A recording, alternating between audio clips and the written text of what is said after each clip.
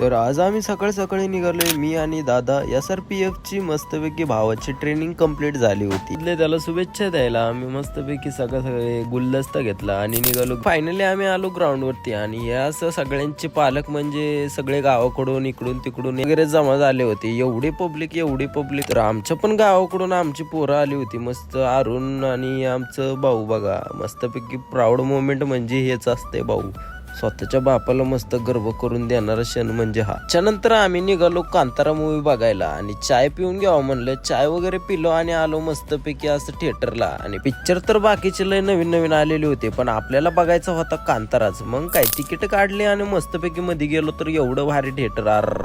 तर तुमच्या भावाला कांतारा चॅप्टर 1 मधला सगळ्यात आवडता सीन म्हणजे हा.